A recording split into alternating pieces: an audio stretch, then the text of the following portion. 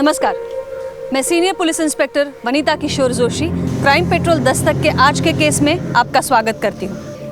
मुझे कहानियाँ लिखने का बहुत शौक है। मेरा हर एक केस मैं कहानी के रूप में अपने किताब में लिखती हूँ। दिमाग के पन्नों पर कई ऐसी कहानियाँ हैं जो अब तक ताज़ा है। उनमें से ही एक बागोली पुलिस स्टेशन का एक पेचीदा केस। कई लोग अपनी असफलता को अपने अहम का मसला बना लेते हैं। अपनी कमियों से ज़्यादा उन्हें परवाह होती है लोग क्या कहेंगे। अपने अंदर झांक कर अपनी गलतियां सुधारने के बजाय वो एक के बाद एक गलती दोहराते जाते हैं। फिर चाहे वो निजी रिश्ते निभाने की बात हो या बाहरी व्यवहार, लोगों की उठने वाली उंगलियों से वो इतने परेशान हो जाते हैं कि उनके सोचने समझने की क्षमता खत्म हो जाती है और इसी सोच के चलते वो कोई भी दस्तक नहीं सुन पाते। तर आपल्या समोर येत आहे फूलों की जड़ी फुलझड़ी।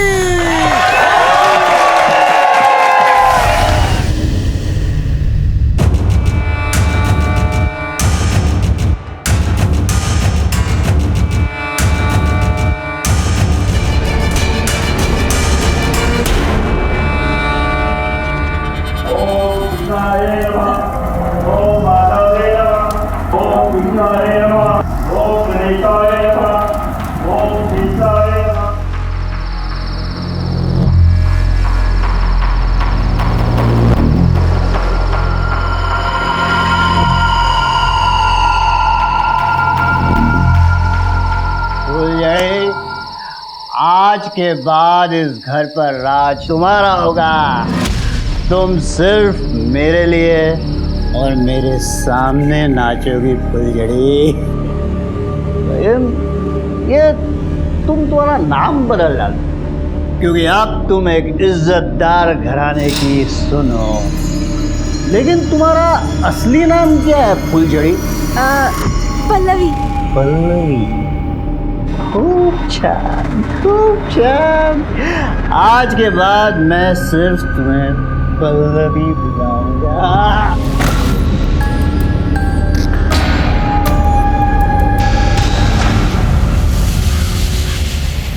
क्यों काकी, सबको यही लग रहा था ना कि अब तो ये प्रकाश मर जाएगा, मिट जाएगा, लेकिन जब तक उसके जीवन में मेरी ये रोशनी है तब तक प्रकाश पर कोई अंधेरा नहीं आ सकता। भाऊ भाभी चेहरा दिखाओ। अरे तो देखो ना। अरे काकी, अपनी बहू का घूंघट तो उठाओ।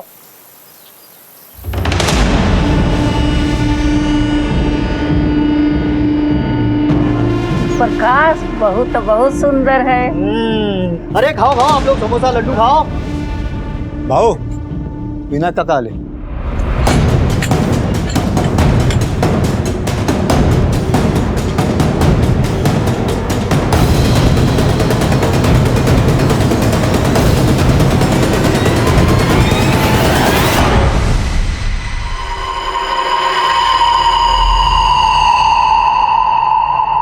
क्या किया प्रकाश तूने?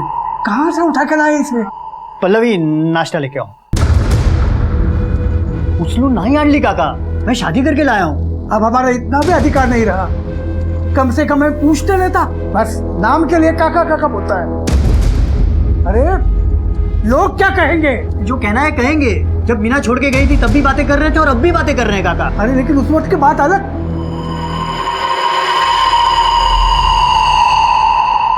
काका बस बसा काका। संदेश समझो ना। काय बाबा, आज खुशी का दिन है। सून आई है घर पे, हाँ? और आप कोस रहे हो। प्रकाश भाव खुश है ना, तो आपको क्या समस्या है? नाश्ता कीजिए। अरे हाँ भाव, सुना इधर आना। वो क्या है, वहीनी साहब आई है ना घर पे, तो तुझे कहीं और रहने जाना होगा। लेकिन भाऊ मैं कहाँ जाऊंगा? पहले हमारी जमीन आपके पास गिरी हुई है, अब ऊपर से आप घर से निकालोगे तो मैं कहाँ जाऊंगा भाऊ? अरे मैं तुझे घर से कहाँ निकाल रहा हूँ, वो अपना खेत वाला घर है ना, तू वहाँ जाके रहे। तू वहाँ रहेगा ना तो खेत संभालने में भी आसानी होगी। भाऊ ऐसा मत करो ना। तू समझ यार, तू जा। भाऊ जा भाई।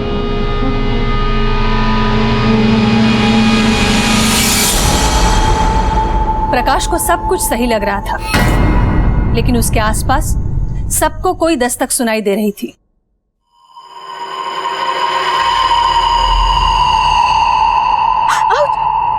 छोड़िए, ये क्या कर रहे हैं आप? अभी काम बहुत है, रात में अभी काम बहुत है। रात को बोलता हूँ तो दिन में बोलती छोड़िए हूँ, ना। रात में वो दरवाजे पे है कोई। आता हूँ।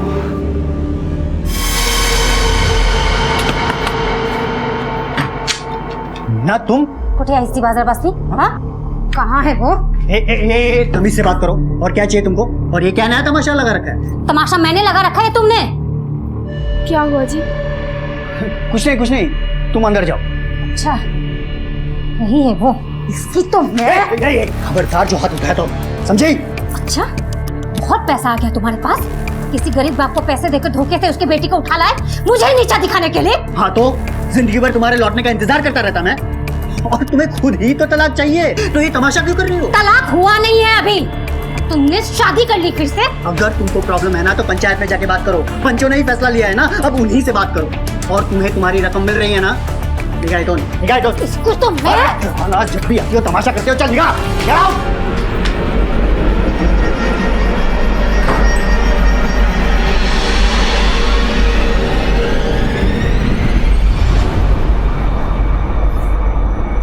पल्लवी, मैं बाजार जा रहा हूँ, थोड़ा संभल कर रहना।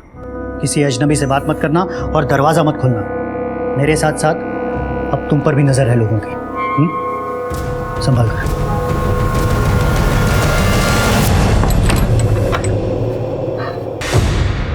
हेलो, आज सही मौका हाथ लगा है। ठीक है।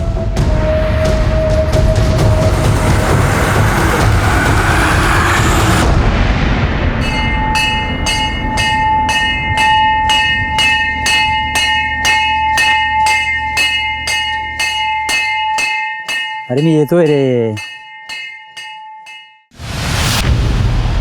थांब, कॉल करता हूँ.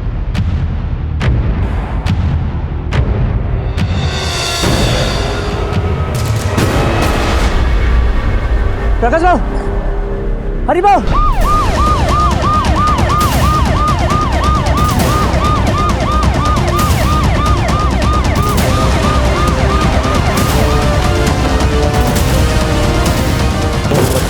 बाजू हटो. मैडम, काफी खून बह चुका है. सबसे पहले लाश किसने देखी थी? मैडम, मैंने देखा था. जरा आजूबाजूला शोधा, काही सापडतंय का बघा. इसे यहाँ आते हुए देखा था किसी ने? नहीं देखा मैडम. अक्सर आते जाते रहते थे मैडम. ये जमीन भी इनकी है, ये मंदिर भी इनका ही है. कब आए, किधर से आए, पता नहीं मैडम. इसका नाम क्या है, कहाँ रहता है और फैमिली को इन्फॉर्म किया है इसके? इनका नाम प्रकाशराव पाटिल. इनके काका गांव के सरपंच है, विनायकराव पाटिल. वो यहीं पास में रहते हैं. घर पर खबर कर दी थी, अभी तक आई नहीं. मैडम ये चूड़ियाँ मिली हैं. किसी ने कोई औरत को यहाँ आते जाते देखा है? नहीं. जगदीश भाव के साथ झगड़ा हुआ था इनका जमीन के लिए. प्रकाश भाव ने उनके साथ बातचीत की, लेकिन जमीन किसी और को बेच दी. इसकी वजह से जगदीश भाव आके उनके साथ 10 दिन पहले ही झगड़ा कर गए. प्रकाश राव, तूने ये जमीन बेच के ठीक नहीं किया. मेरी जमीन थी, मैंने बेच दी. हमारी बातचीत चल रही थी ना, और तुमको मालूम था ना कि ये जमीन मेरे लिए कितनी जरूरी है. तो क्या करता, कब तक बैठा रहता? भाव अब सौदा हो गया है, अब जमीन चाहिए तो वसंत से लेना. चला रही.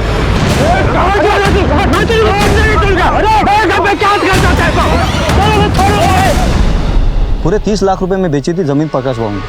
तुम्हें कैसे पता? मैं खुद गया था उनके साथ तहसील में रोटरी करवाने.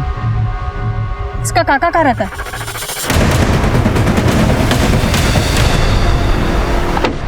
प्रकाश मेरा इकलौता भतीजा था. आपके इकलौते भतीजे की हत्या हो गई है और फिर भी आप घर पर बैठे. सारा गांव उधर जमा हो गया था, आप नहीं आए? मैडम, मेरा बेटा संदेश बाहर गया था, मैं उसी की राह देख रहा था कि अभी आया है. आपको क्या लगता है प्रकाश का कौन दुश्मन हो सकता है? ये कुछ चूड़ियां हमें मिली है, कुछ बता सकते हैं? मंदिर में तो बहुत लोग आते हैं मैडम, किसी की भी हो सकती है. हाँ, हो तो सकती है. खैर, ये प्रकाश के फैमिली में और कोई नहीं है क्या? क्यों नहीं, उसने तो 3 शादियां की थी. आखिरी शादी तो अभी 7 दिन पहले की थी. 7 दिन पहले शादी की थी और आज मर्डर.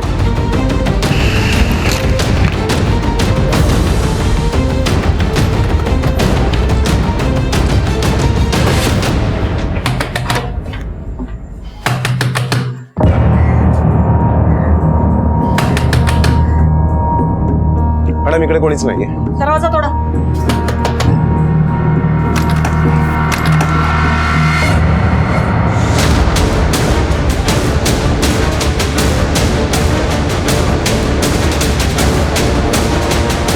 तू कौन है? मैं संजय हूँ. कौन संजय? जी मैं पल्लवी का भाई. ये पल्लवी कौन है? मैडम वही तो है प्रकाश की पत्नी. तुम्हारी बहन कहाँ है? ताई तो घर पे नहीं है. हुआ क्या है ये तो बताइए आप. प्रकाश की हत्या हो गई है. क्या? भाव जी को किसी ने मार दिया? सावंत आत बघा काय मिळतंय का. तुम्हारी बहन है कहाँ? अरे बोल ना, उठा है पल्लवी? प्रकाश के साथ गई थी क्या? हाँ वो जीजा जी के साथ गई थी 2 घंटे पहले. कहाँ जा रही है, कुछ बोल के गए थे? नहीं. शबनम ये चूड़िया देखो, पहचानते हो? तुम्हारे बहन की है? पता नहीं.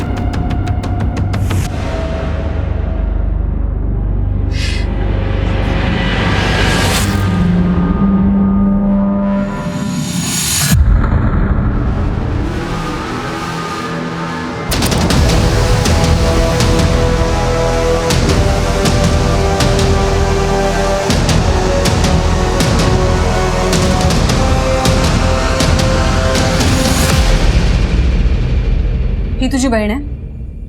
हाँ. माँ बाप कहाँ है तुम्हारे? जी वो हम अनाथ हैं. कहाँ के रहने वाले हो? विठलवाड़ी में गणेश मंदिर के पास. तुम्हारी बहन का नंबर दो. शबनम नंबर गे. मैडम मैडम हरी सच बोल रहा है. जमीन की सच में डील हुई थी, लेकिन जमीन के डील के पैसे घर में नहीं है. हाँ बाकी गहने वगैरह सब अलमारी में ही है. एक काम करा, ये प्रकाश के सारे बैंक अकाउंट्स चेक करो. ये भी हो सकता है पल्लवी ने उसका खून किया हो और सारे पैसे लेकर भाग गई हो.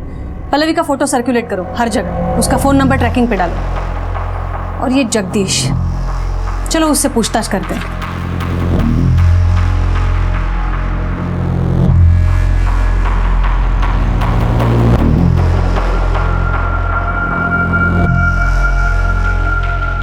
जैसी करनी वैसी भरनी मैडम. तो बड़ा खुश हो रहा है उसकी मौत पर? मैं खुश नहीं हो रहा हूँ मैडम, मगर मेरे मन को शांति मिली. मेरे जमीन का रास्ता प्रकाश के जमीन से गुजरता है. मैं वो जमीन खरीदना चाहता था ताकि मेरी जमीन बिक जाए, लेकिन उसने किसी और को दे दी. तो अपने मन की शांति के लिए उसकी जान ले ली. आपको क्या लगता है प्रकाश को मैंने मारा है? इतनी बड़ी भी दुश्मनी नहीं थी मैडम. ये चिल्ला चिल्ला के झूठ बोलने से सच छिप नहीं जाएगा. एक बात ध्यान रखना जगदीश, तुम्हारे ऊपर नजर है हमारी. आप गलत इंसान पे नजर रख रहे हो मैडम. प्रकाश तो मेरा नुकसान कर ही चुका था, आखिर उसको मार के मुझे क्या हासिल होने वाला है? मगर जिसे हासिल हुआ है उस पे भी तो नजर रखिए.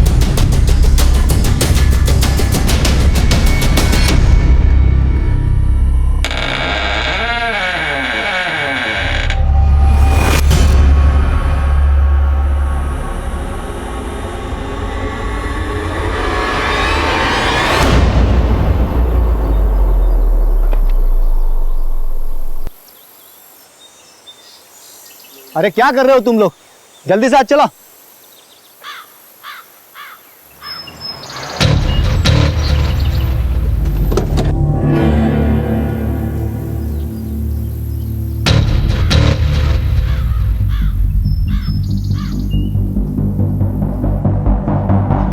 क्या रे हरी, ये प्रकाश कल मरा है और तूने आज जमीन पे कब्जा भी कर लिया. कैसा कब्जा मैडम? ये जमीन मेरी है. जो प्रकाश के पास गिरवी पड़ी थी उसके मरते ही तेरी हो गई. प्रकाश के मरने का सबसे ज्यादा फायदा तो तुझे हुआ है. 30 लाख के बारे में भी तुझे ही पता था और जमीन भी तुझे मिली है. चल बोल, पैसे कहाँ हैं? और वो उसकी बीवी पल्लवी, वो कहाँ है? ये गलत है मैडम. मैंने किसी का खून नहीं किया. अब प्रकाश बहू नहीं रहे, ये जमीन मेरी है तो मैं इसकी देखभाल करूंगा ना, और कौन करेगा? ये देखभाल करने में अगर कोई मिलावट निकली तो तू देख लेना. हेलो. ओके मैडम, कांस्टेबल अमर का फोन होता. उसने प्रकाश के जितने भी बैंक अकाउंट्स हैं उनके सारे डिटेल निकाले. लेकिन ताज्जुब की बात तो यह है कि प्रकाश के जितने भी बैंक अकाउंट्स हैं उसमें से किसी भी अकाउंट में ये 30 लाख रुपए जमा नहीं हुए. तो पैसा गया कहाँ?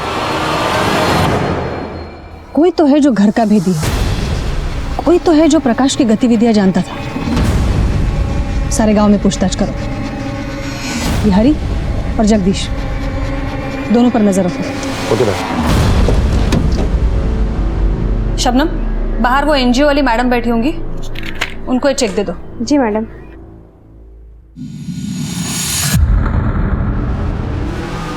क्या सोच रहे हो मैडम? सावंत, हरी को तो लाखों मिलेंगे, लेकिन जिसको करोड़ों मिलने वाले हैं उसके बारे में सोच रही थी। करोड़ों किसको मिलने वाले? विनायक और उसका बेटा संदेश। ये प्रकाश के लाइफ में उन दोनों के सिवा और कोई है भी तो नहीं। उसकी तीसरी पत्नी पल्लवी तो है ना? तीसरी भी और दूसरी पत्नी भी। एक काम करो, ये आजू बाजू पूछताछ करो, शायद कोई सुराग मिल जाए। Okay madam.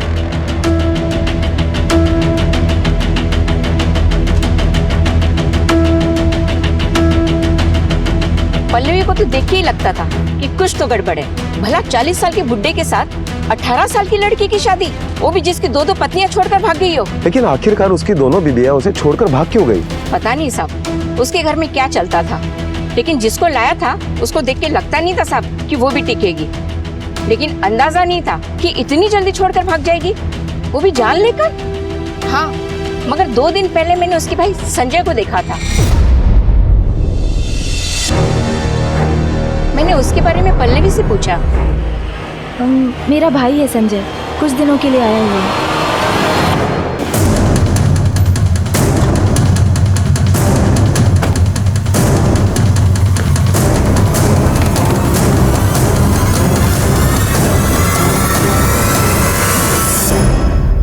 सावंत, अंदर छानबीन करो।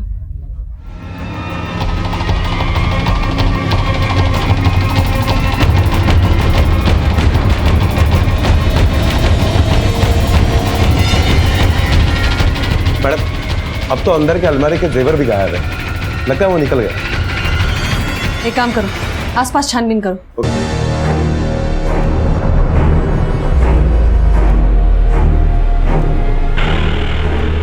क्या आपने संजय को देखा?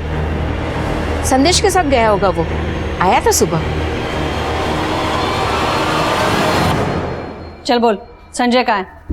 मुझे नहीं मालूम मैडम, पण काय झालं? बहुत भोला बनने की कोशिश कर रहा है। बोल चुपचाप, कहाँ भगाया संजय को?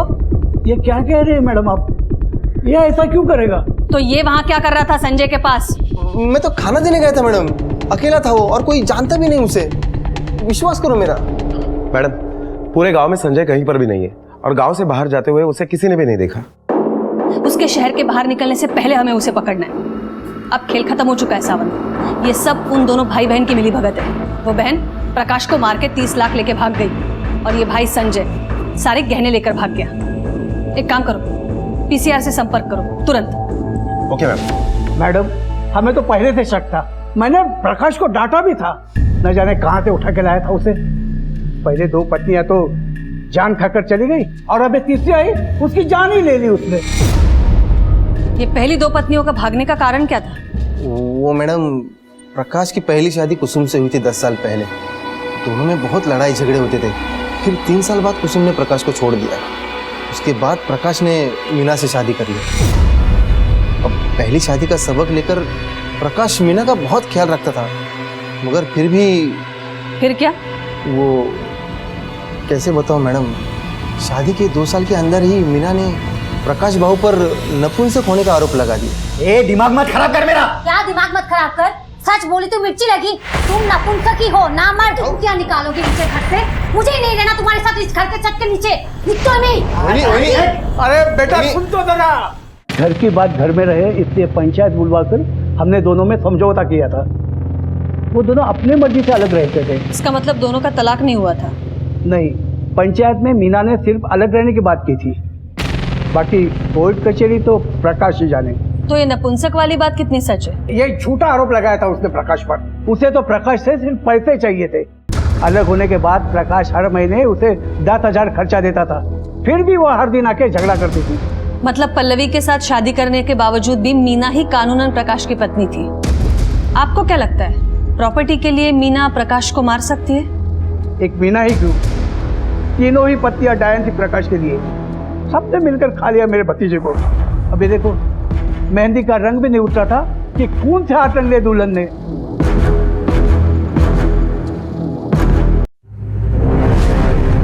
मैडम ये केस तो और भी उलझता जा रहा है। तुमने मगरमच्छ के आंसू देखे सावंत? मैडम देखे ना अभी इन दोनों के।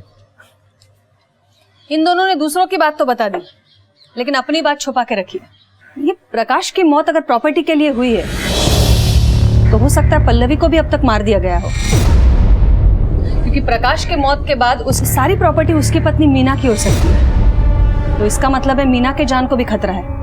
एक काम करो सावंत, ये मीना के फोन ट्रेस करो और उसे भी आगाह कर दो। Okay ma'am. मैडम ये पल्लवी का भाई संजय, ये भी तो गहने लेकर फरार है। यही तो प्रॉब्लम है सावंत। हम अभी ऐसे चौराहे पर खड़े हैं, सामने रास्ते तो कई हैं, लेकिन हमारी मंजिल तक कौन सा जाता है पता नहीं। मैडम, विट्ठलवाड़ी गांव वालों से पता किया, संजय झूठ बोल रहा था। वो अनाथ नहीं है, उसकी फैमिली है गांव में।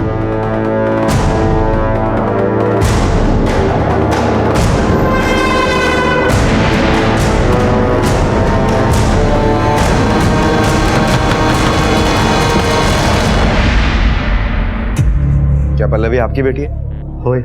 पुणे में एक मर्डर हुआ है और उसी के सिलसिले में हमें आपके बेटी पल्लवी के साथ बात करनी है। क्या वो यहाँ आई है? साहब वो तो यहीं रहती है। बुलवा दिला। पल्लवी,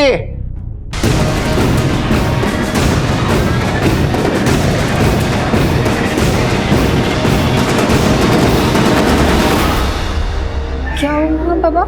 क्या ये पल्लवी है? हाँ यही मेरी बेटी पल्लवी। लेकिन हम जिस पल्लवी को ढूंढ रहे हैं वो ये पल्लवी है।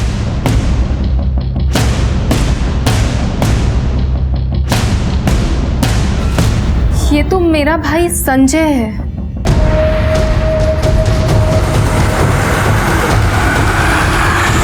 संजय? तुम्हारा भाई? सर, संजय को बहुत पैसे कमाने थे और वो पैसे कमाने के लिए कुछ भी कर सकता है, यहाँ तक कि परिवार की इज्जत को भी दांव पे लगा सकता है। बाबा के इतना मना करने के बाद भी वो। अरे पैसा मिलेगा तो कुछ भी करेगा, तू लड़की बन के नाचेगा। अरे शर्म नहीं आती तुझे? बन के आपने कौन सा झंडा गाड़ दिया है? और 4-5 हजार में आजकल घर कहाँ चलता है?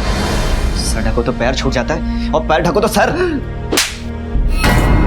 अब यही एक गुल भगवान ने मुझे दिया तो क्या करूं? अरे मैं दिखता ही लड़की जैसा हूं तो क्यों इस दिखावे से मैं पैसे कमाऊं? और हाँ, अगर आप लोगों को दिक्कत हो रही तो ठीक है, मैं यहाँ से चला जाता हूँ उन तमाशा वालों के पास। 6 महीने हो गए इस बात को, ना ही वो घर वापस आया है और ना ही हमारा उससे कोई कांटेक्ट हुआ है। किस तमाशा वाले के पास काम करता था वो? सर, गांव की पंचायत ने तमाशा रखा था।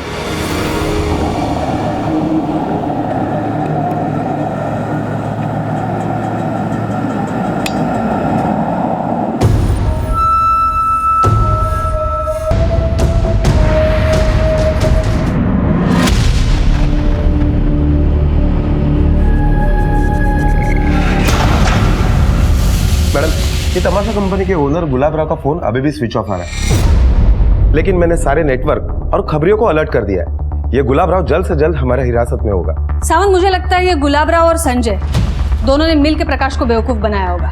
हो सकता है ये गुलाब राव ने संजय की मदद से प्रकाश को फंसाया। संजय ने प्रकाश से शादी की और उसके बाद दोनों ने उसका मर्डर करके जेवर और पैसा लेकर भाग गए होंगे। मैडम, सोचने वाली बात यह है कि ये प्रकाश की दोनों बीबियां उसे छोड़कर चली गई और उसके बाद उसने तीसरी शादी एक लड़के के साथ की। मीना ने भी उसके ऊपर नपुंसक होने का आरोप लगाया है। सच में तुम नपुंसक हो? ये ऐसा तो नहीं कि ये प्रकाश समलैंगिकता में शौक रखता हो, लड़कियों से ज्यादा उसे लड़कों में इंटरेस्ट हो, और इसीलिए संजय के बारे में सब कुछ जानने के बावजूद भी उसने संजय के साथ शादी की हो। संजय ने भी औरत बनने का नाटक बरकरार रखा ताकि सोसाइटी में उसकी इज्जत बनी रहे। सावंत, प्रकाश के पर्सनल लाइफ के बारे में जानने के लिए उसकी दोनों पत्नियों से मिलना होगा।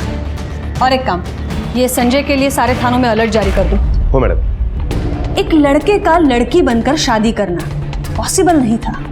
क्या उसके पति प्रकाश को इस बात की जानकारी नहीं थी, या फिर उसने जानबूझकर ये शादी की थी?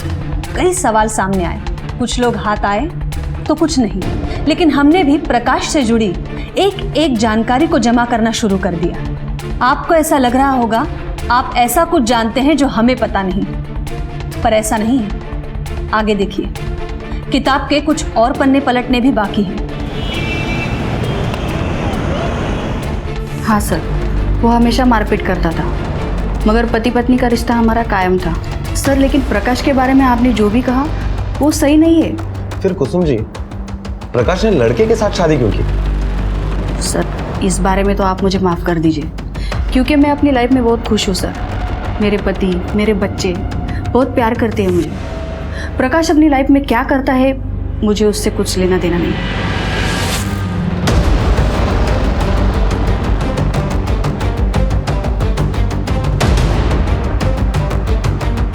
यहाँ पर तो ताला है। अरे ताई, एक मिनट। साहब। ये मीना यहीं रहती है ना?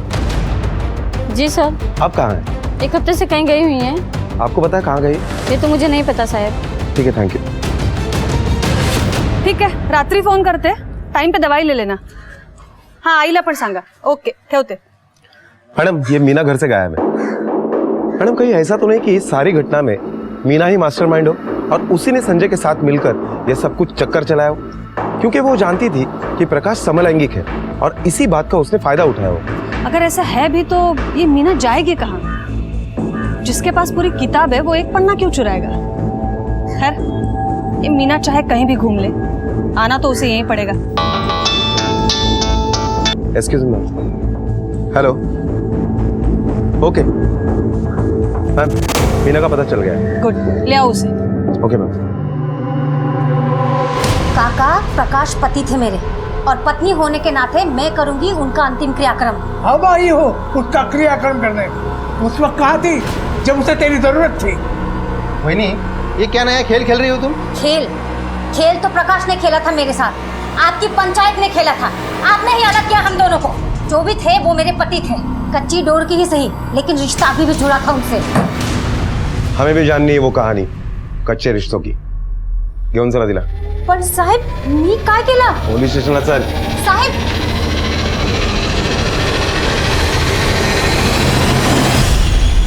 जब मुझे पता चला प्रकाश ने शादी कर ली है तो मैं खुद उससे मिलने गई थी। मैं उसकी पत्नी हूँ। मुझे समझ ही नहीं आ रहा था उसने ऐसा कदम क्यों उठाया। और रही प्रॉपर्टी की बात, मेरे पति के प्रति कर्तव्य खत्म होते ही मैं यहाँ से खुद चली जाऊंगी।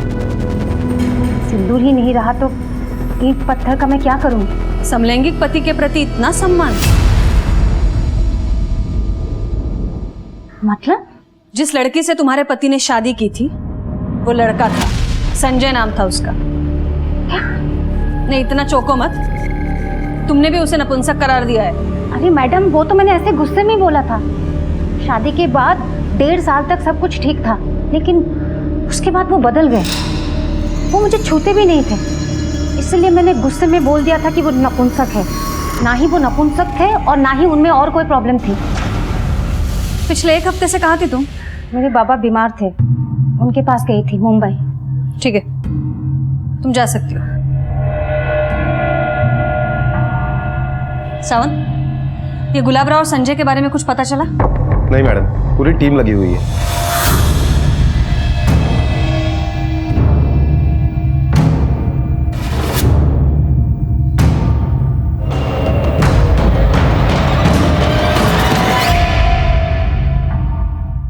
मैडम, प्रकाश की पहली 2 बीवियां यानी कुसुम और मीना, इन दोनों के हिसाब से प्रकाश नपुंसक नहीं था और प्रकाश के समलैंगिक होने के भी कुछ खास सबूत नहीं है हमारे पास, सिवाय इसके कि उसने संजय के साथ शादी की, जिसका सच हमें पता नहीं।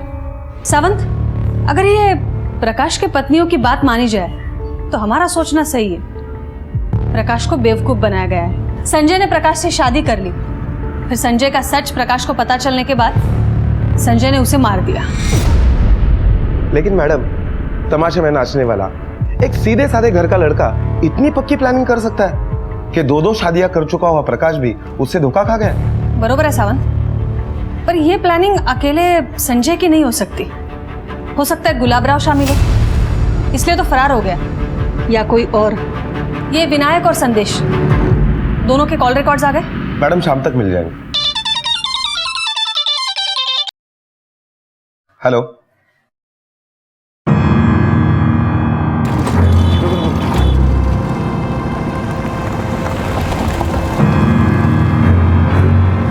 ओ भाऊ, मेरा बैलेंस पेमेंट क्लियर कर दो ना।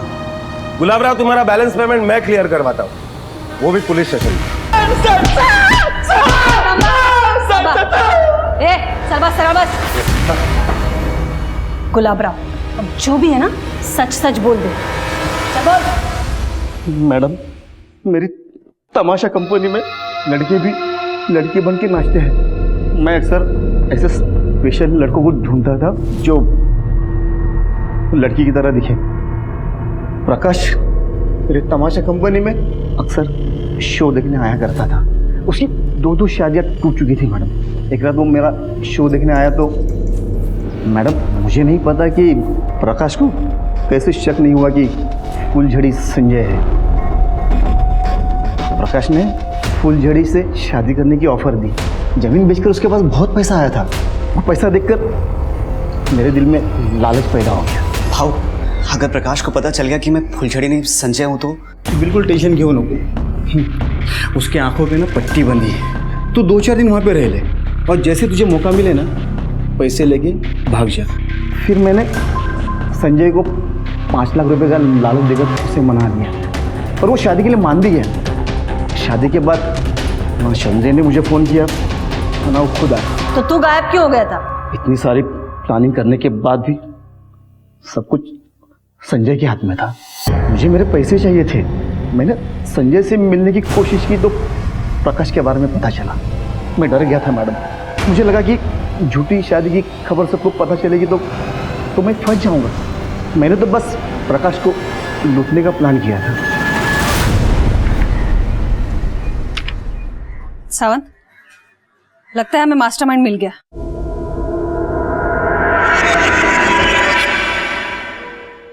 हेलो, ये तेरे कॉल रिकॉर्ड्स है। इससे साफ पता चलता है तू पल्लवी के साथ रेगुलर कांटेक्ट में था। आप सही कह रहे हैं मैडम, लेकिन मैडम मैं भी लगभग 40 साल का हो चुका हूँ। मेरा एक पाँव खराब है। यहाँ मेरी शादी का खाता नहीं खुल रहा है और वहाँ प्रकाश भाव हैट्रिक मार चुके थे। इसलिए मैंने सोचा प्रकाश भाव को इस उम्र में पल्लवी जैसी लड़की मिल सकती है तो मुझे क्यों नहीं। इसलिए मैं पल्लवी के पीछे पड़ गया था। धन्यवाद वैनी साहब। वैनी साहब, मैं क्या बोलता हूँ, वो मेरा भी कहीं रिश्ता जमा दो ना। करती हूँ ना जुगाड़ देवा जी, लेकिन अच्छी चीज के अच्छे पैसे भी लगते हैं। पैसे जितने चाहे ले लो, बस लड़की आप जैसी ढूंढना। मुझे सच में पता नहीं था मैडम कि वो प्रकाश भाव को लूटने आई है, मारने आई है। आई नहीं, आया था। क्या? वो एक लड़का था। प्रकाश को धोखा दिया गया था शादी को लेकर। और ऐसा तो एक ही इंसान कर सकता है जिसको संजय की मौत से फायदा हो। प्रकाश के मौत के बाद तो सारी जमीन तुम्हें मिलेगी ना। तो मीना को भी टारगेट किया था, क्यों? नहीं मैडम। अगर कुछ और भी छुपा रहा है तो बता दे, अभी भी वक्त है। मैडम, मुझे शादी करके घर गृहस्थी बसानी है। ये खून और कत्ल करके जेल में नहीं बसना है। वैसे उस फुलझड़ी का पता चला क्या? नहीं, उस पल्लवी का, अपना उस लड़के का पता चला क्या? यहाँ हम एक एक कड़ी जोड़ने की कोशिश कर रहे थे, हर दिशा में घूम रहे थे कि अचानक इस कहानी में और एक ड्रामेटिक मोड़ आ गया जिसने इस केस की दिशा ही बदल दी। मैडम, मैंने ही कॉल किया था। कहाँ है लाश? बाजूला बाजूला, अरे बाजूला।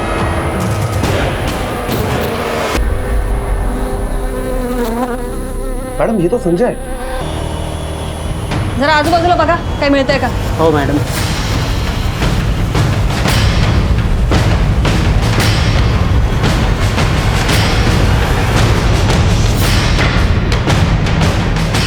मैडम इधर आइए। सावंत बघा। मैडम, गहरे तो है, लेकिन ये लगभग 4-5 लाख रुपए ही है। मैडम, इसका मतलब कि ये मर्डर चोरी के मोटिव से नहीं हुआ है। तो बाकी के 25 लाख रुपए कहाँ हैं? मैडम, मुझे लगता है कि इसका जवाब हमारे लॉकअप में है। नहीं, मैडम मारूंगा, सगळं सांगतो। बोल। जिस दिन प्रकाश का खून हुआ उस दिन संजय का मुझे फोन आया था। हेलो, आज सही मौका हाथ लगा है। तू पैसे लेकर निकल वहां से और मुझे फोन कर। उसे पैसे मिल गए थे और वो भागने वाला था कि किसी ने प्रकाश का मर्डर कर दिया और पुलिस प्रकाश के घर पे आ गई। फिर उसने गहनों को अपनी जगह पर रख दिया और पैसों को छुपा दिया।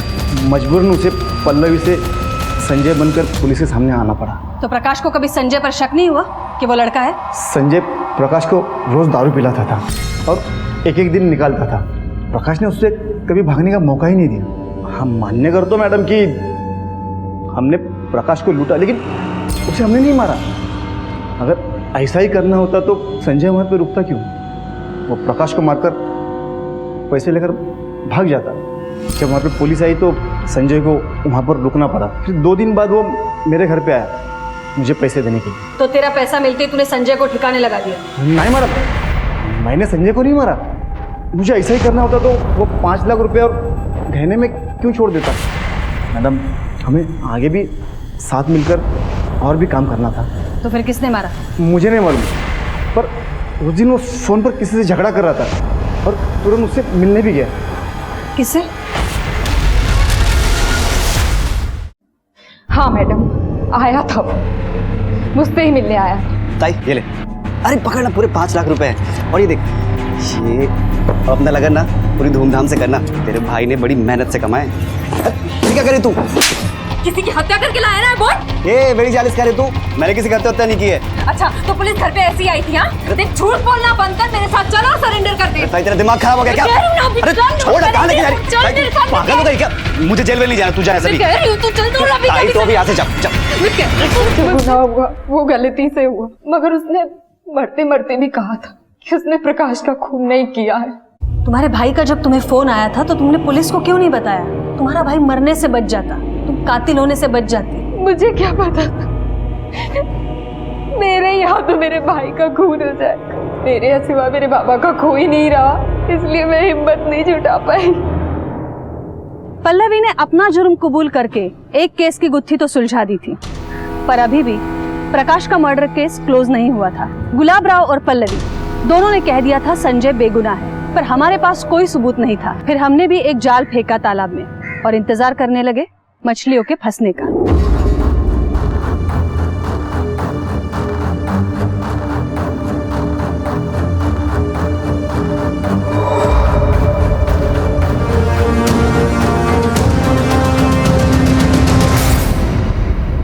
Twinkle twinkle little star I want to what you are. अरे वाह, तुम्हें तो बहुत सारी पोएम्स आती है। साहेब कशासाठी मुझे यहाँ बार बार बुला लाते? छोड़ा माला। मैं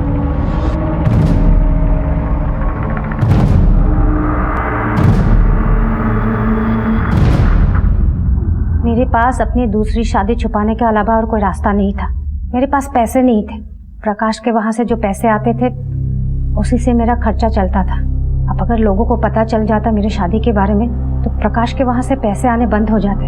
अपनी दूसरी शादी के बाद भी प्रकाश से पैसे लेना अपराध है, और उससे भी बड़ा अपराध है उसका कत्ल करवाना। क्या बोलते हैं मैडम, मैंने किसी का मर्डर नहीं करवाया। बहुत शातिर दिमाग है तेरा, लेकिन हमारा पाला तुझ जैसे लोगों से रोज पड़ता है। सावंत, बोलवा तला। खड़े।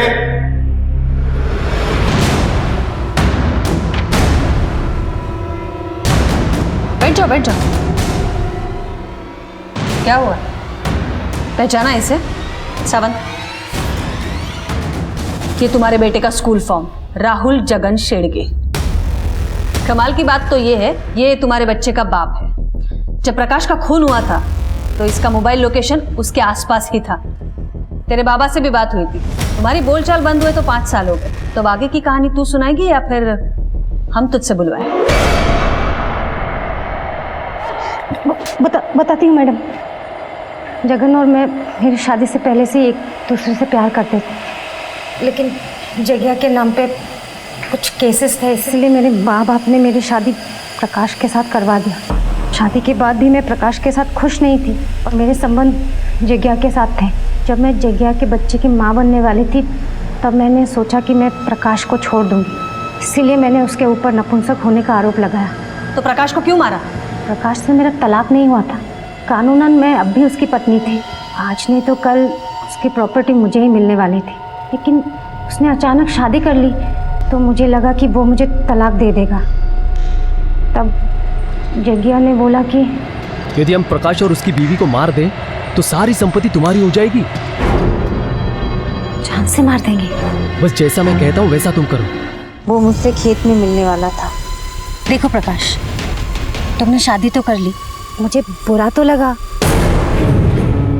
लेकिन ठीक है, मैं इस रिश्ते को और घसीटना नहीं चाहती, इसलिए मैं हमेशा के लिए नागपुर शिफ्ट हो रही हूँ। हम पल्लवी को भी मार देना चाहते थे, लेकिन वो भाग निकली। मैंने जो कुछ किया अपने बेटे राहुल के लिए किया मैडम। अपने बेटे के भविष्य की इतनी चिंता होती तो यूं अपराध के रास्ते पर नहीं चलती। अपने लालच के लिए अपने पति को मार डाला तूने। अब तेरा भविष्य तो जेल में है। मैंने आपसे कहा था ना, हर क्राइम का एक रूट कॉज होता है जिसे हम कहते हैं दस्तक। हर अपराध को पहचानिए, हर कदम पर सुरक्षित रहिए। तो फिर मिलते हैं और एक नए केस के साथ। तब तक देखते रहिए क्राइम पेट्रोल दस्तक। मकसद बताना नहीं, बचाना है।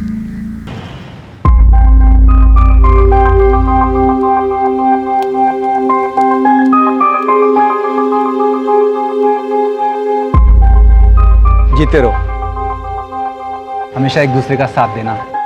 भगवान तुम्हें हर काम में सफलता दे। थैंक यू चाचा जी। खुश रहो।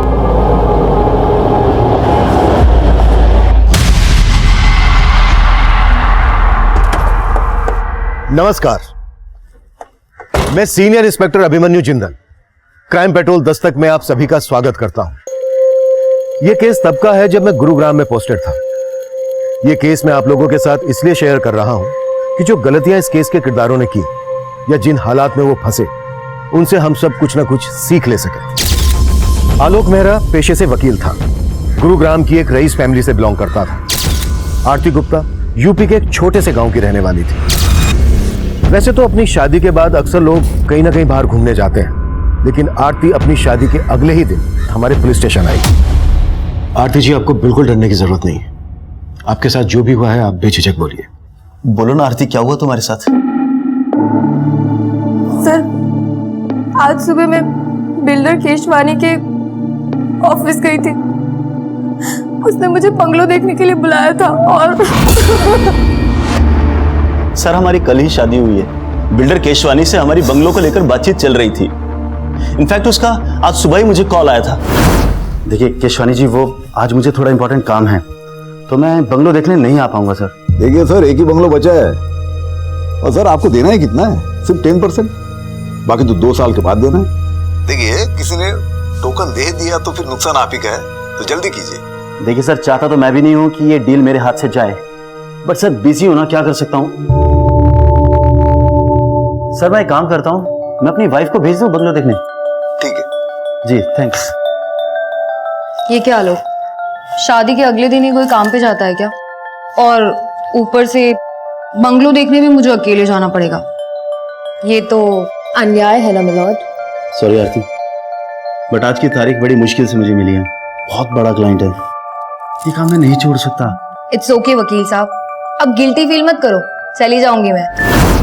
सर, आज सुबह मैं 11 बजे केशवानी के ऑफिस गई, फिर वो मुझे बंगलो दिखाने के लिए अपने साथ लेके गया।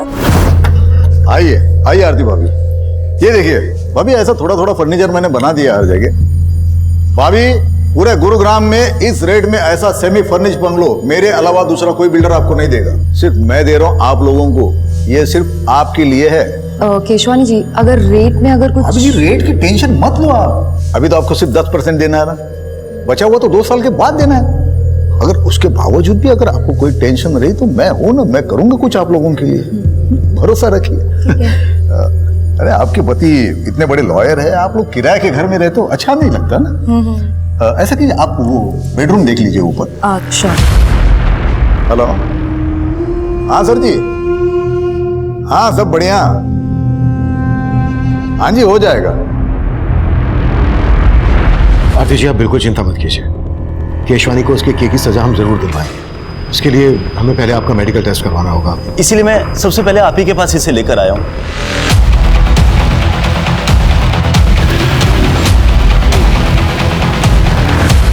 ऐसे कैसे ले जाओगे? हलवा है क्या? इस शहर का इज्जतदार बिल्डर हूं मैं। बाहर बैठो, चाय पानी पी लो, तब तक लॉयर से बात करता हूं। शुक्र करो इज्जत से ले जा रहा हूं, ज्यादा चूचा की ना तो घसीटता हुआ ले जाऊंगा। चले।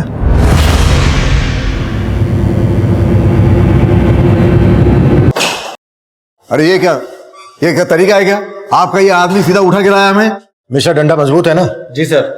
पिछली बार हड्डी टूटने से पहले डंडा टूट गया था। एक्सक्यूज मी, देखिए आपको जो भी सवाल पूछना है ना, सवाल बाद में केशवानी साहब।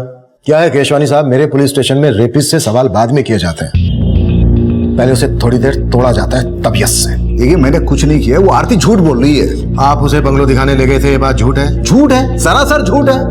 मैं बिल्डर हूँ, कोई ब्रोकर नहीं हूँ जो बंगलो दिखाने के लिए लेके जाऊंगा। केशवानी साहब जरा ऊपर देखिए ना। तुझे आरती के साथ जाते हुए देखा गया था। आरती का मेडिकल करवाया हमने, बस डीएनए रिपोर्ट आनी बाकी है। उसके बाद केशवानी तुझे जमानत तक नहीं मिलेगी। देखिए मैं मानता हूँ मैं आरती के साथ सोया था, लेकिन मैंने रेप नहीं किया है। उसकी मर्जी से ये हुआ है सब कुछ। आइए आइए आरती भाभी, ये देखिए, ये ऐसा मैंने थोड़ा थोड़ा फर्नीचर बना दिया हर जगह। आरती भाभी, पूरे गुरुग्राम में इस रेट में ऐसा सेमी फर्निश बंगलो दूसरा कोई बिल्डर आपको नहीं देगा, सिर्फ मैं दे रहा हूं आप लोगों के लिए। ये कैसा लगा बंगलो? बंगलो तो बहुत अच्छा है, लेकिन थोड़ा सा महंगा है। अगर थोड़ा डिस्काउंट मिल जाता तो? डिस्काउंट चलो ठीक है, अभी आप इतना प्यार से बोल रहे हो तो मैं थोड़ा कुछ कर दूंगा। और अगर मैं और प्यार से कहूं तो? मतलब? मैं ना बेडरूम देख लेती हूँ।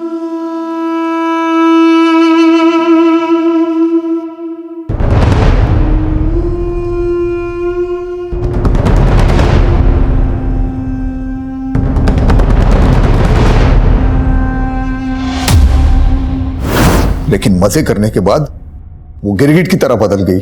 50 लाख ब्लैकमेल कर रही है मुझे। जो समझना है समझ लो। मैंने सोचा था सिचुएशन को मैं खुद हैंडल कर सकता हूँ, लेकिन मेरे कुछ करने से पहले वो आपके पास आ गई।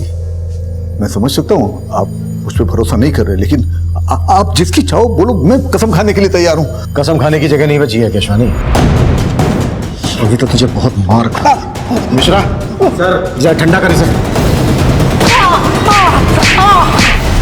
ऐसे घर वालों के अगेंस्ट जाके शादी की, ऊपर से उन्हें यह पता चलेगा कि तुम्हारा रेप हुआ है, कितनी बदनामी होगी उनकी। मेरे कोलिग्स क्या कहेंगे? आलोक, सिर्फ तुम अपने बारे में सोच रहे हो ना, और मेरा क्या? तुम एक वकील हो के ऐसी बातें कर। मुझे मत सिखाओ कि मैं कौन हूं और क्या करता हूं। और मैंने डिसाइड कर लिया है, मैं तुम्हारा केस लड़ूंगा और तुम्हें तलाक दे दूंगा। देख अभिजीत, तेरे पापा यहाँ कदम रखने के लिए तैयार नहीं, लेकिन मैं आई हूँ। अगर तू इस लड़की को छोड़ के हमारे साथ आएगा तो तेरे पापा तुझे माफ कर देंगे। माफ कहना क्या चाहते हो माँ? पापा की माफी के लिए मैं अपनी बीवी को छोड़ दूँ? माँ, मैंने मीरा से शादी की है। तो क्या हुआ, एक अच्छा वकील करके तलाक ले लेंगे, चाहे तो उसे पैसा भी दे देंगे। माँ, मीरा ने मुझसे पैसों के लिए शादी नहीं की है। उसके पापा का बहुत बड़ा मोटल है यूएस में, उसने मेरे लिए अपने पापा से रिश्ता तोड़ दिया। मैं उसको नहीं छोड़ सकता हूँ माँ। अगर आपको मुझे अपनाना है तो मीरा के साथ अपनाना होगा। तू इस लड़की के लिए हमें छोड़ रहा है, ये तो ठीक नहीं कर रहा है अभिजीत। माँ जी ऐसे मत जाइए ना, माँ जी प्लीज, अभी रोको ना उन्हें, अभी रोको उन्हें। अगर हमारे पेरेंट्स हमारे साथ नहीं है ना, तो आज से हम दोनों एक दूसरे की फैमिली है।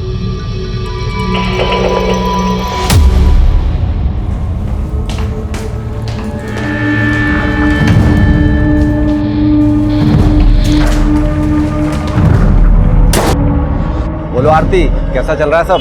जगदीश चाचा, आलोक कह रहा था कि वो मुझे तलाक दे देगा। अरे ऐसे कैसे तलाक देगा? तू फिक्र ना कर, हम बात करेंगे उससे। अच्छा, वो केशवानी बिल्डर वाला केस कहाँ तक पहुँचा? ध्यान रखना, ये केशवानी में बहुत पहुँचा हुआ आदमी है, फूंक फूंक के कदम रखना होगा। हाँ जी चाचा जी। सर, केशवानी की हिस्ट्री देखकर लगता नहीं है कि उसकी कहानी सच्ची होगी। बहुत रंगीन तबीयत का आदमी है सर वो। उसके कॉल रिकॉर्ड में कई एस्कॉर्ट एजेंसीज के नंबर भी मिले हैं, काफी लड़कियां सप्लाई होती थी।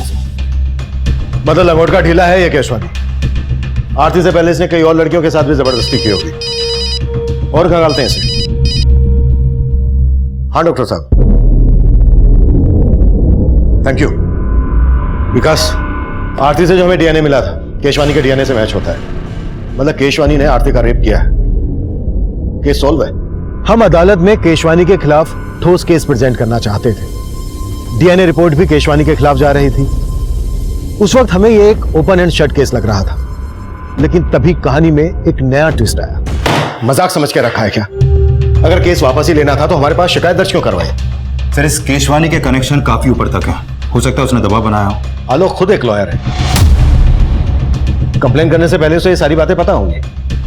बात तो कुछ और ही है, कुछ तो है जो खटक रहा है। इन दोनों की इंफॉर्मेशन निकाली?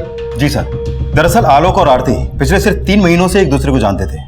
1 साल पहले आरती गुरुग्राम में नौकरी की तलाश में आई थी और आलोक एक क्रिमिनल लॉयर है, बड़े परिवार से ताल्लुक रखता है, ये सब पता है मुझे। इसके अलावा सर, मेरी आलोक के कुछ वकील दोस्तों से भी बात हुई। उन्होंने बताया कि आलोक की शादी से पहले उसके 2-3 अफेयर्स भी थे, जिसके बारे में आलोक ने अपने दोस्तों से कभी भी खुलकर बात नहीं की। और अचानक आलोक के आरती से शादी के फैसले ने उसके माँ बाप की तरह उसके दोस्तों को भी चौंका दिया। आलोक ने चौंका तो हमें भी दिया है। ये केस वापस लेकर इन दोनों से एक बार मिलना पड़ेगा। अगर ये किसी दबाव में आकर ये फैसला ले रहे हैं तो इस फैसले को लेने से रोकना होगा।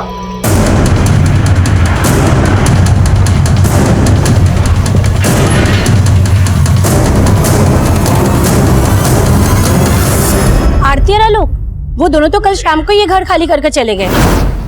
मैंने खुद देखा था उन्हें जाते हुए, और दोनों बहुत घबराए हुए भी थे।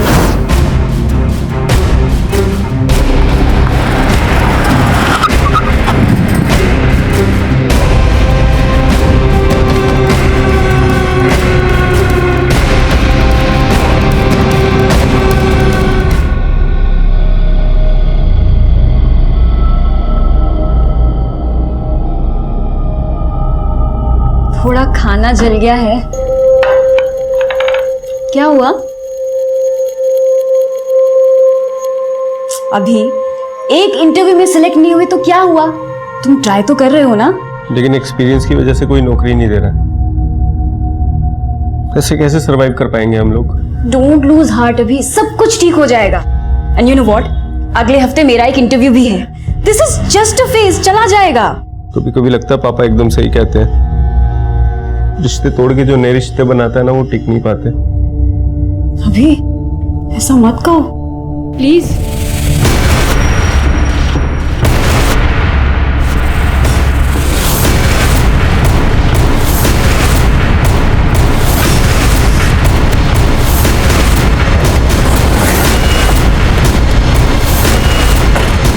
पीछे हटिए आप लोग, पीछे हटाओ। आलोक और आरती 3 महीने पहले मिलते हैं। कुछ दिन पहले ही दोनों ने शादी की और शादी के अगले ही दिन आरती ने बिल्डर केशवानी पर रेप का आरोप लगाया। और जैसे ही रेप प्रूव होने वाला था, आलोक केस वापस ले लेता है और अब आलोक की लाश मिलती है और आरती लापता। सर, कहीं इस बिल्डर केशवानी नहीं तो आलोक को नहीं मारा अपना बदला लेने के लिए? हो सकता है, लेकिन आरती कहाँ है? ये कहाँ लेके जा रहे हो मुझे? और आलोक कहाँ है? देख, ये आलोक ना बंद कर, बहुत हो गया। हम है ना तेरे साथ। छोड़ो मुझे। क्या आलोक का मर्डर हो गया? क्या आपको नहीं पता? ड्रामा खत्म हो गया तो काम की बात करें। देखिए, मुझे आपसे कोई बात नहीं करनी है। अब पुलिस वालों ने मुझे क्या समझ रखा है? पहले रेप का चार्ज लगाया और अब मर्डर का चार्ज लगा रहे हो। देखिए, आरती के गायब होने से और आलोक के मर्डर से मेरा कोई वास्ता नहीं है। और हाँ, आरती ने अपना रेप केस वापस ले लिया है ना, तो अब तो मुझे शांति के साथ जीने दो। शांति आप रहना चाहती हैं इनके साथ? इसका नाम शांति नहीं है, रोजी है। तो फिर शांति कौन है? आप यहाँ मजाक करने आए हो क्या? शुक्र मना केशवानी के मजाक कर रहा हूं अब तक। अगर दिमाग घूम गया ना मेरा, तो तेरी वो हालत करूंगा कि तू कुछ भी करने के लायक नहीं रहेगा। इस बिल्डर की बातों में मुझे मिलावट की बुआ रही है। नजर रखो इस पर। जी सर। और सर, ये आरती का फोन नंबर और आलोक की कार टेस्ट करने का ऑर्डर दे दूं? नहीं, रहने दो। घर जाओ, आराम करो। बोलो, कितने दिन की छुट्टी चाहिए तुम्हें? सॉरी सर, मैं ऑर्डर देता हूँ। और आलोक के पेरेंट्स से भी जाकर मिलो।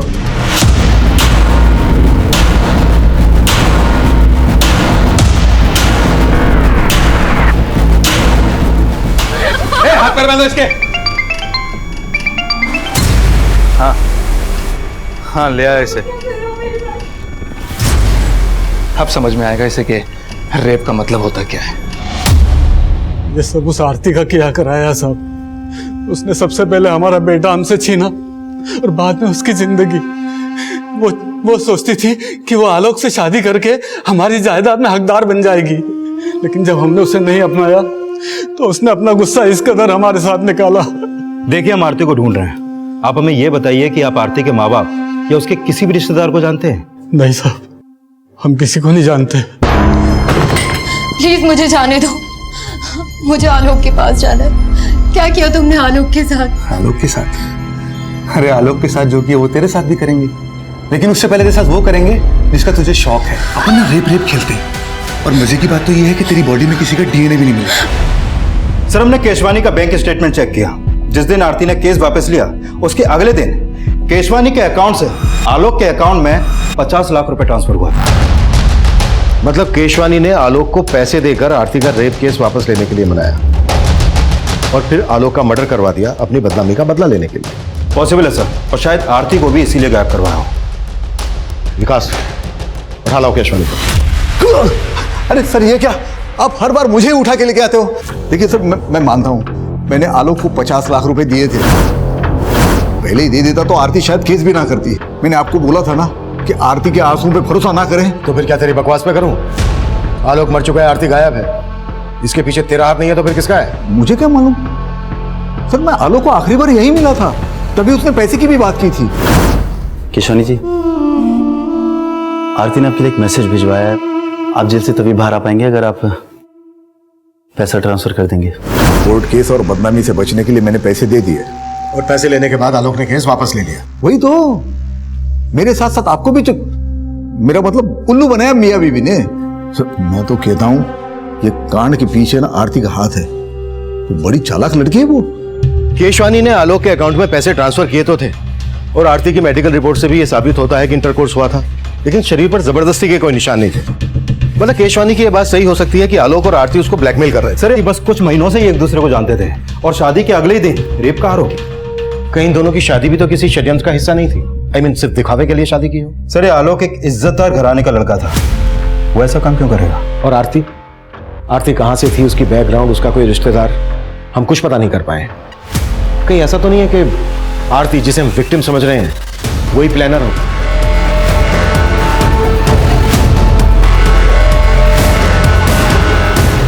पूरा चूस लिया इसे, अब क्या करेगा इसका? अरे अभी और बहुत रस बाकी है इसमें। और मजे नहीं करेंगे क्या?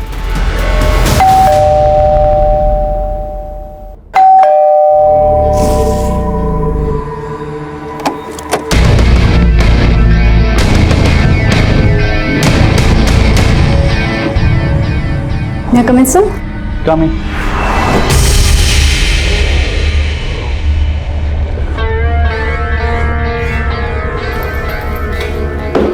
सर, ये मेरा रिज्यूमे और कुछ सर्टिफिकेट्स हैं सर। आपको सर्टिफिकेट की क्या जरूरत है? आप तो खुद ही एक सर्टिफिकेट हो। वैसे आपकी हाइट कितनी है? जी? हाइट? Sir 5 feet 4 inches। और वेट? बट सर, मेरी हाइट और वेट का इस जॉब से क्या कनेक्शन है? ना, बहुत गहरा कनेक्शन है। यू नो, हमें एक पूरा कंप्लीट पैकेज चाहिए। ये रिज्यूम वगैरह सब सेकेंडरी है, प्राइमरी है कस्टमर का सेटिस्फेक्शन। हमें ये देखना होता है कि आप कस्टमर को सेटिस्फाई कर पाते हो कि नहीं। चलिए एक ट्रायल लेते हैं। मान लो मैं तुम्हारा क्लाइंट हूँ और मैं तुम्हारी सर्विस से खुश नहीं हूँ। How you will convince to stay here? Sir, I will say कि मैं आपको दोबारा शिकायत का कोई मौका नहीं दूंगी। And just give me one more chance. मैं दूंगा ना चांस आपको, लेकिन बदले में मुझे क्या मिलेगा? I am sorry sir, I am sorry. मैं ये सब नहीं कर सकती। I am literally very sorry sir.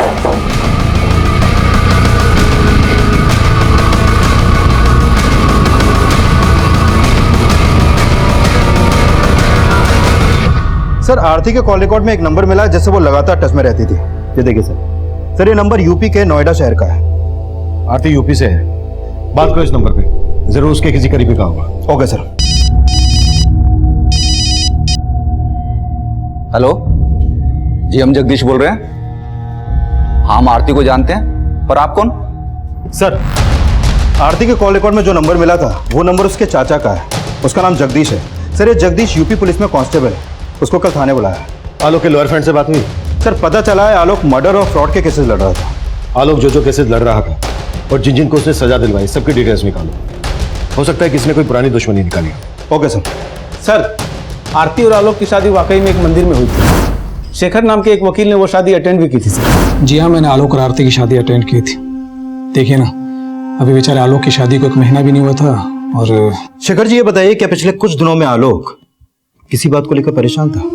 वो एक्चुअली आरती के साथ में जो रेप वाला हादसा हुआ था उसको लेकर आलोक काफी शर्मिंदगी महसूस कर रहा था। सर आरती का इस दुनिया में कोई नहीं, ले दे के एक हम ही उसके रिश्तेदार हैं और हमने ही उसका कन्यादान किया था। अच्छा बताओ कि तुम्हें पहले से पता था कि आरती ने बिल्डर केशवानी पर रेप का आरोप लगाया था? जी उसने हमें बताया था और कुछ दिन बाद उसने फोन भी किया था।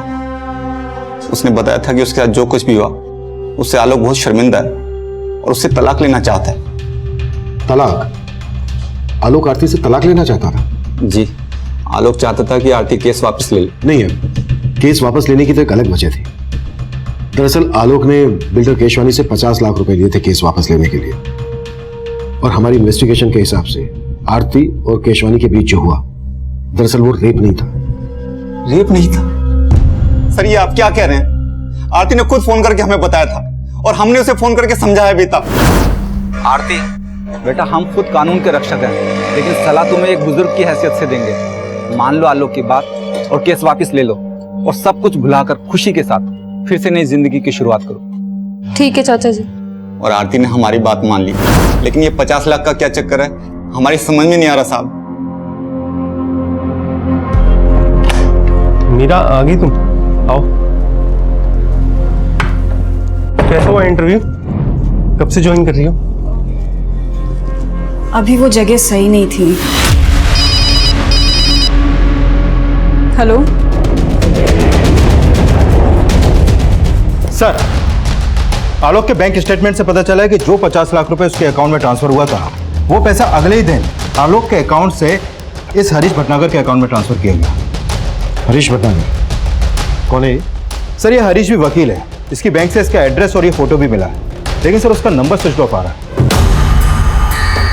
आलोक ने केशवानी को ब्लैकमेल करके जो पैसा हासिल किया वो पैसा आलोक किसी और को क्यों देगा? आलोक भी लॉयर, ये हरीश भी लॉयर। जरूर ये कानून के रखवाले कोई गैर कानूनी काम कर रहे थे जिसके चलते आलोक का मर्डर हुआ। इस गुत्थी को अब ये हरीश ही सुलझाएगा।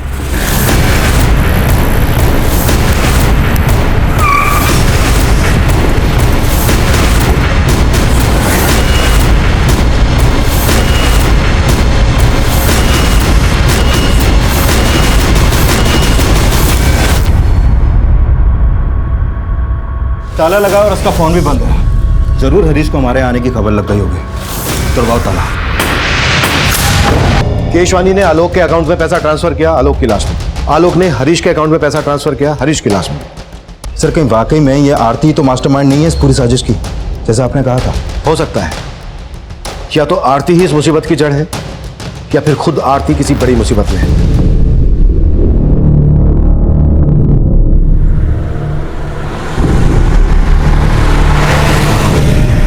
ओ गीतिका, अच्छा गीतिका, तुम्हें नहीं लगता कि ये बिल्डर केशवानी बड़ी आसानी से छूट गया? आसानी से भी बड़े सस्ते में छूट गया। 1 करोड़ भी मांगते ना तो इजीली मिल जाते उससे। और वैसे भी लंगोट के ढीले लोगों की कमी नहीं है अपने यहाँ। तो अब से नजर रहेगी हमारी उन पर, सबकी रिपोर्टिंग होगी। ऐसे लोग इजीली नहीं बचने चाहिए और हमारा मिशन है जैसे हवस के पुजारियों का पर्दाफाश करना। तो शुरू करते हैं ना, मेरी तीसरी आंख भी रेडी है। हरीश भटनागर वकील है? हम किसी हरीश भटनागर को नहीं जानते और ना ही आरती के मुंह से कभी ये नाम सुना। सर जी हम भी पुलिस वाले हैं और आरती को भी अच्छे से जानते हैं। वो ऐसी साजिश कर ही नहीं सकती। आप बेकार ही उस पर शक कर रहे हैं। तो तुम्हारे हिसाब से हमें किस पे शक करना चाहिए? नहीं सर, मुझे इस बात का कोई आइडिया नहीं है। सर जी हमें तो अभी भी बिल्डर केशवानी पे शक है। शायद उसी ने हरीश को आलोक को मारने और आरती को गायब करने की सुपारी दी हो और फिर उसने हरीश को भी मार दिया ताकि आप उस तक ना पहुंच सको।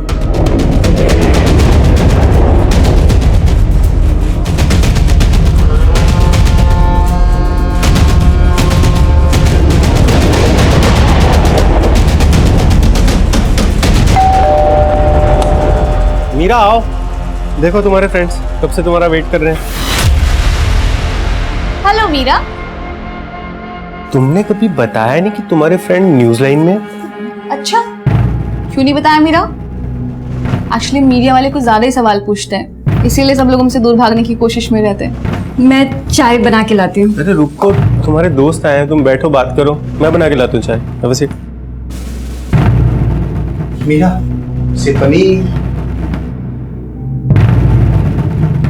क्या मजाक है ये? हाँ, क्या चाहते हो तुम लोग? तेरी मदद करने। तेरे पति ने बताया हमें पैसों के लाले पड़े हुए तुम्हारे यहाँ, जॉब भी नहीं तुम दोनों के पास। झूठ है ये। झूठ बोलना हम मीडिया वालों का काम है, तुम मत बोलो, अच्छा नहीं लगता। और मैंने खुद तुम्हें उस दिन देखा था कि तुम सूरज अग्रवाल के ऑफिस गई थी इंटरव्यू देने।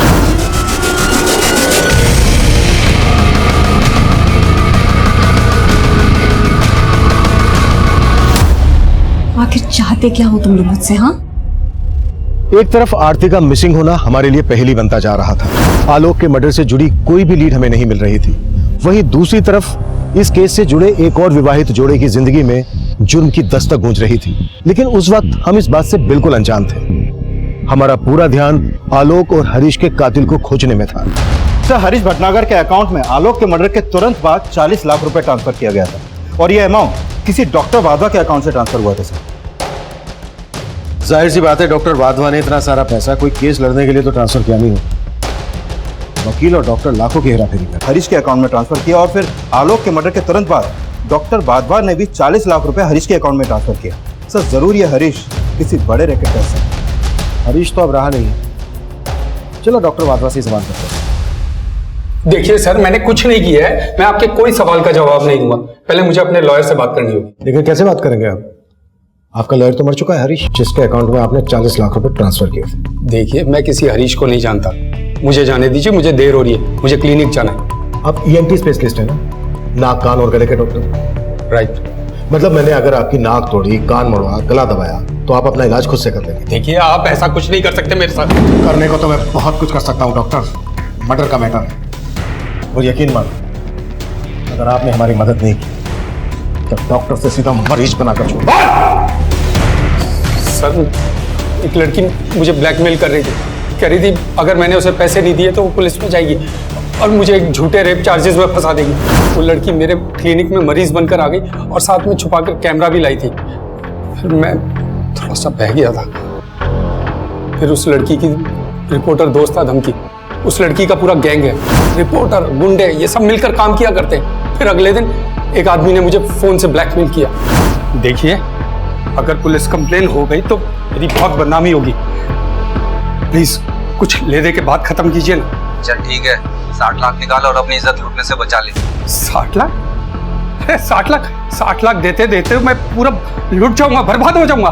देख भाई, इज्जत और जान एक बार जाए तो फिर वापस नहीं आते। चल तेरे लिए फाइनल ऑफर 40 लाख। कौन थी वो लड़की?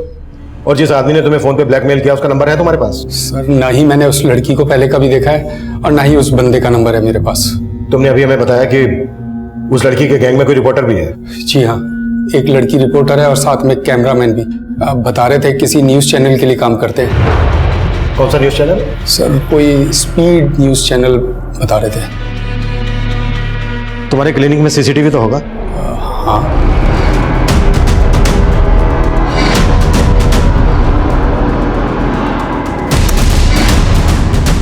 स्पीड न्यूज वाले से बात करो, फोटो दिखाओ सबको।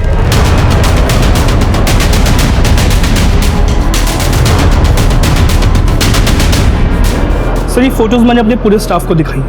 इनमें से तो हमारे यहाँ कोई भी काम नहीं करता और ना ही इनकी फोटो हमारी प्रीवियस स्टाफ रिकॉर्ड्स में से किसी से भी मैच करती। डॉक्टर वाधवा और बिल्डर केसवानी, दोनों के केस में मुझे एक ही पैटर्न लग रहा है। दोनों को लड़कियों ने सेड्यूस करके अपनी ओर आकर्षित किया और फिर ब्लैकमेल किया। और ऊपर से डॉक्टर वाधवा और बिल्डर केशवानी, ये दोनों ही काफी नामी और पैसे वाले लोग हैं सर। राइट। मुझे लगता है गैंग रिसर्च करके पूरी प्लानिंग के साथ हनी ट्रैप का जाल बिछाता होगा। सर, हो सकता है इस रिपोर्टर और कैमरामैन के साथ आरती भी मिली हुई हो। हमें इन तीनों तक जल्द से जल्द पहुंचना होगा। शायद इनसे हमें आरती के बारे में कोई लीड मिले। पता नहीं आरती जैसी और कितनी लड़कियां होंगी जो इस गैंग के लिए हनी ट्रैप का काम करती होंगी। मीरा, इतनी टेंशन क्यों ले रही हो? इसमें कुछ भी गलत नहीं है। तुम इतनी हैरानी से क्यों देख रही हो? देखो, तुम्हारी फ्रेंड तुम्हारी मदद लेके एक स्ट्रिंगी तो कर रही है ना, ये तो अच्छा है। एक गलत आदमी इस दुनिया के सामने आएगा, और देखा जाए तो ये एक तरह से समाज सेवा है, और इसी बहाने हमारे कुछ पैसे भी बन जाएंगे। अभी तुम्हें आइडिया है ना कि इस स्टिंग में मुझे यानी तुम्हारी बीवी को क्या क्या करना पड़ सकता है? और अगर इस महीने इस घर का रेंट नहीं दिया ना, तो हमारे साथ क्या क्या होगा मुझे ये भी आइडिया है।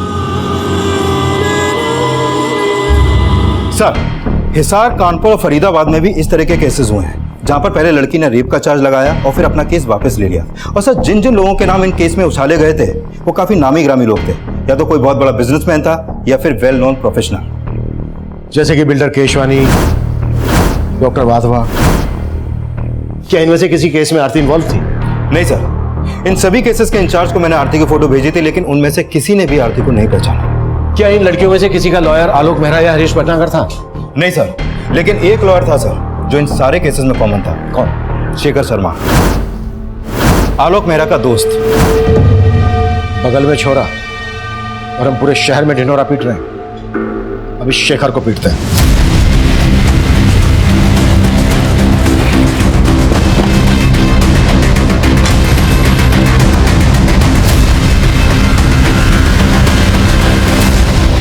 ये केस प्याज के छिलकों की तरह था।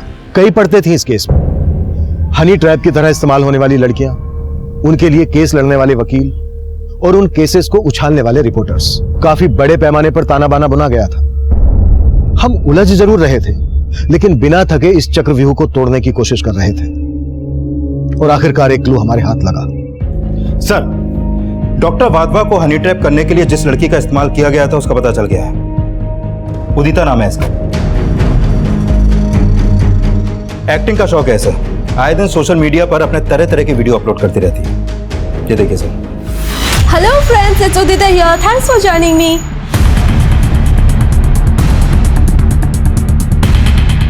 मैं छोड़ूंगी नहीं आप लोगों को। आपको पता नहीं सोशल मीडिया पे मेरे कितने फॉलोअर्स हैं। सारे वीडियोस वायरल होते हैं मेरे।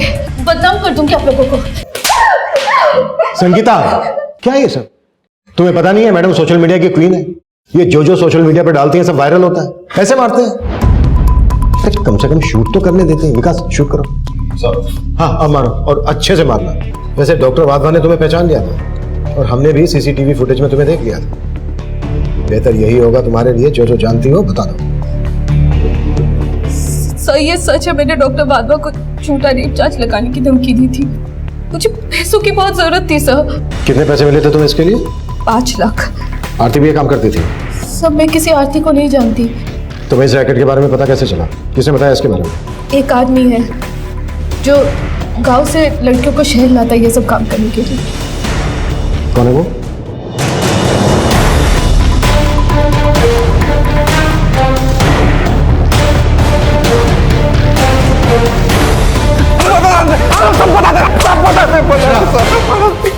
सबसे पहले ये बता कि तेरे गैंग का अगला शिकार कौन होने वाला है? मैं कम इन सर? कम इन।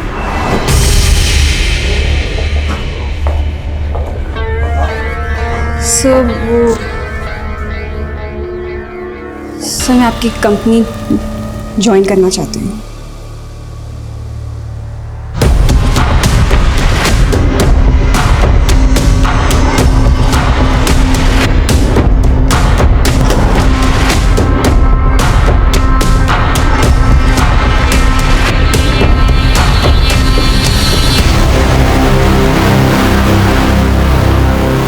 हाँ, ठीक है।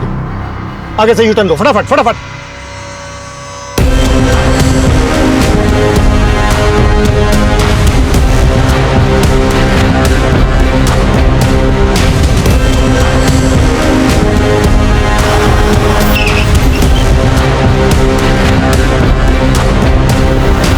ये असली ब्रेकिंग न्यूज़ है। इतने बड़े रिकॉर्ड के मालिक सुरेश अग्रवाल। मेरी बात सुनिए मैडम, बंद करिए। Relax madam, relax. अब आप ब्रेकिंग न्यूज नहीं दिखा पाएंगे, क्योंकि आपकी ब्रेकिंग न्यूज बनेगी। Sangeeta. Yes sir. But sir, हम चलो सर। चलिए।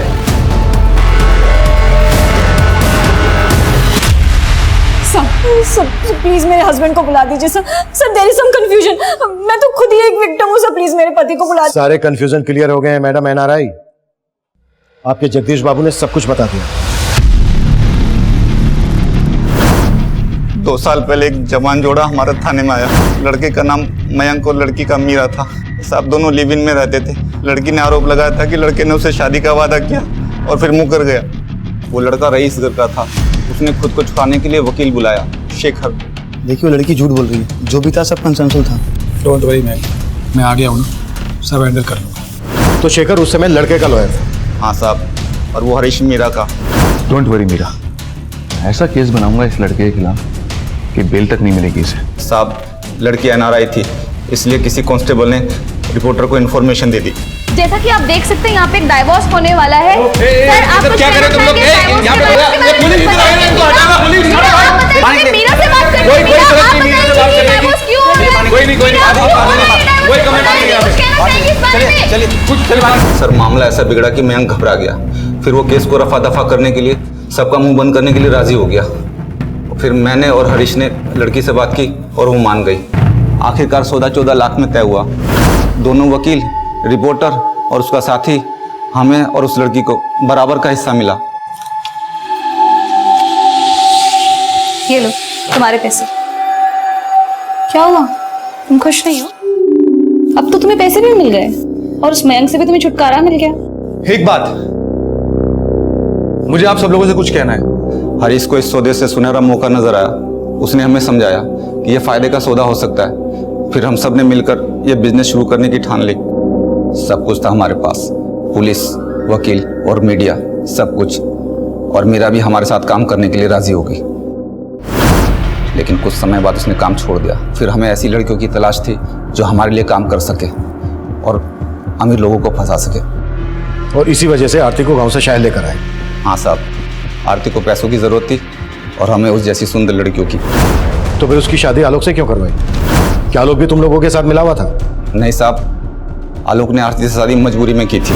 देखो आरती, तुम लोग ऑलरेडी मुझे ब्लैकमेल कर मुझसे 20 लाख रुपए हट चुके हो। अब क्या चाहिए तुम्हें मुझसे?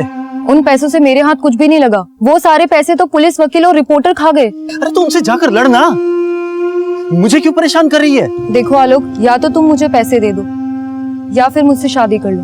तो जैसी घटिया लड़की के साथ शादी करने के बारे में सोच भी नहीं सकता मैं। तो ठीक है, मैं फिर से तुम पे रेप चार्जेस लगा दूंगी। और याद रखना, हमारे वीडियो की एक कॉपी अभी भी मेरे पास है। फिर आलोक ने आरती से मजबूरी में शादी की और हमने उसे भी इसमें घसीट लिया। लेकिन केशवानी से पैसे मिलने के बाद आलोक पलट गया। उसने तय किया कि वो आरती को तलाक दे देगा। तो इसलिए आलोक को तुमने मार दिया? नहीं साहब, हमने आलोक को नहीं मारा। तो आरती ने मारा? कहाँ है आरती? सर हमें नहीं पता कि आरती कहाँ है। तो अब कंफ्यूजन क्लियर हो गया मैडम NRI कि आप विक्टिम नहीं बल्कि शिकारी हैं। चलो फटाफट बोलो, किस किस को शिकार बनाया और टोटल कितने पैसे लूटे?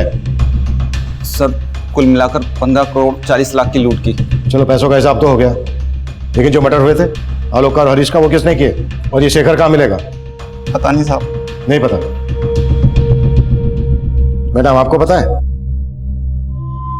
हमने उन्हें काफी तोड़ा, पर वो अपनी इस बात पर अड़े रहे कि आलोक और हरीश के मर्डर से उनका कोई लेना देना नहीं है। उधर शेखर देश छोड़कर भागने की तैयारी में था, पर आखिरकार हमने शेखर के ठिकाने का पता लगा लिया। शेखर अरेस्ट हुआ और उसने इस पूरे खेल से पर्दा उठाया।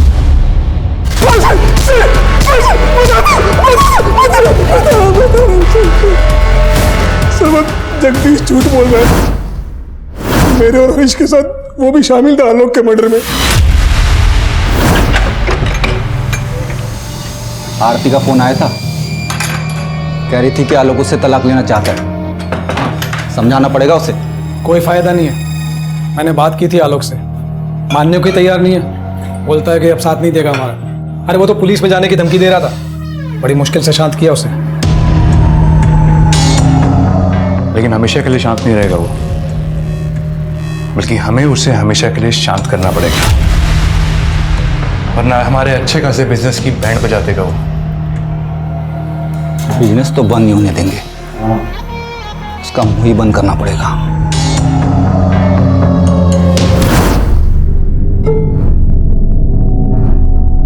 सर उस रात आरती ने जगदीश को बता दिया था कि वो आलोक के साथ जा रही है, इसलिए हम लोग पहले से उस रास्ते पे जाके खड़े हो गए। और जैसे आलोक की गाड़ी आई हमने उसे रोक लिया। देख तेरे सामने ये समझने वाला है नहीं, तुझे ढाल बना के सब कुछ तेरे ऊपर डाल रहा है। हम इसे समझा के आते हैं, तब तक तू गाड़ी में बैठ, ठीक है ना? आज फाइनल करके आएंगे। उसके बाद सर हमने आलोक को मनाने की बहुत कोशिश की, लेकिन वो नहीं माना। इसने, मैंने, जगदीश ने और हरीश ने मिलकर उसे मार दिया सर। लेकिन हरीश को क्यों मारा? हरीश ही हमारे प्लान का मास्टरमाइंड था। सारा का सारा पैसा उसी के अकाउंट में जाता था और उसके बाद हमें हमारा शेयर मिलता। आलोक ने भी पैसा उसी के अकाउंट में ट्रांसफ़र किया था। आलोक की मौत के बाद जाहिर था कि आप लोग हरीश तक भी पहुंच जाते, इसलिए जगदीश ने बोला कि उसे भी मार दो। पूरा चूस लिया इसे, अब क्या करेगा इसका? अरे अभी और बहुत रस बाकी है इसमें। और मजे नहीं करेंगे क्या?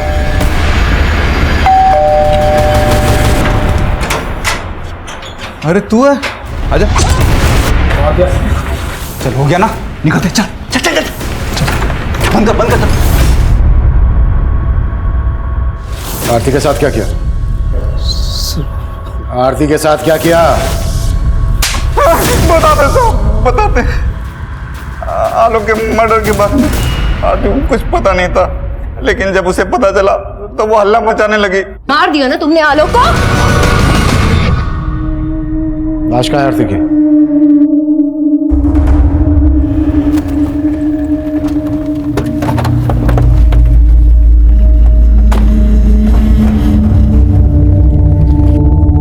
संगीता। Yes sir. ये हटाओ।